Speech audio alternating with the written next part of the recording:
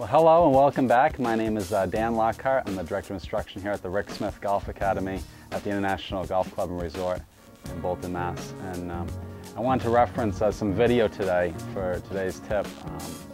One thing is that trying to understand the difference between setup and impact is tough for some people to create awareness when they're actually making the swing and how to properly impact the ball and hit the golf ball. Especially with the irons and the wedges and shots off the ground.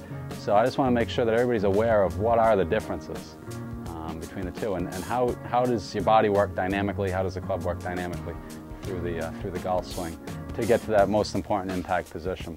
So I've actually got Rick Smith himself here on the video, one of his visits down to Tiburon in Naples, Florida. And on the left you'll see his setup position, and then the right you actually see his impact position. I've made some blue lines here. Just reference points really to see where he was at setup and then how much he's moved at impact. So when we're looking at video and dissecting the swing, if you will, I look for some of these things at impact. One is that your weight has shifted into the forward leg. For Rick being a righty, it's his left leg. So you can see how his hips have moved off of this blue line here. The original blue line was right there where his right hip is on the left screen. And now it's moved forward. And his left hip is really, if you think of this as being a wall, this kind of forward blue line here on the right screen, he's crashed his hips through that blue line. So he's certainly moved laterally, and he's rotated as well. You can see the knees are starting to turn. It's not the same position as setup.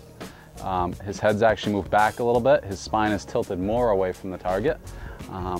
And not only that, but certainly his hands. If you use this, if we reference just the golf ball, so if I take these lines off and I reference strictly the golf ball up, you can see how his hands are well forward of that line at impact than where they were at setup there. Oh, and that's really probably number one, what we call a fundamental of impact, is that the hands are forward of the golf ball. You're leaning the shaft forward and compressing the golf ball, especially for shots that hit off the ground.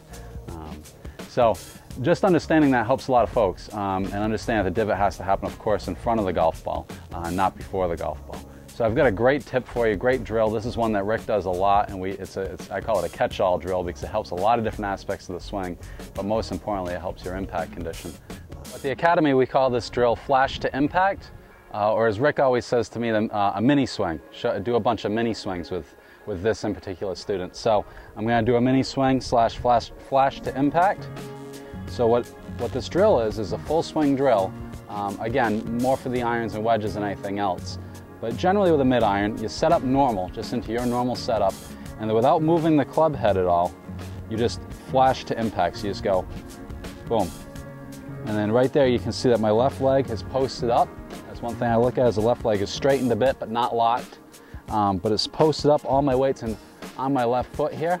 And my hips have turned, so that my belt buckle is looking more towards halfway between the ball and the target. Also, I've kept my head back behind the ball. I do not want to get in front when I do this drill. I see a lot of folks do that when I first introduce the drill to them. They get ahead here with their upper body. So trying to create this separation of hips and shoulders is really a huge body awareness exercise. So club stays still, hands, hips move forward, head stays steady, right knee kicks in. Then from here it's just the arm swing back, pinch the ball, pivot and point. Okay, so it seems like a lot right at first, but I'm going to show you the exercise here, and once you understand what you're supposed to be doing, it actually becomes a very simple shot. And I've had 20 handicap players say, "Can I just play golf this way because this is so easy to hit the ball?" So once you kind of have an idea of how to do it, then you'll notice better contact, I'm sure.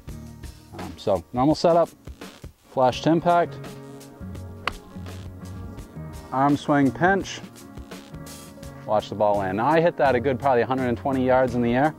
You can start off just by hitting shots 20 yards in the air, just a shorter version. Normal stance, impact,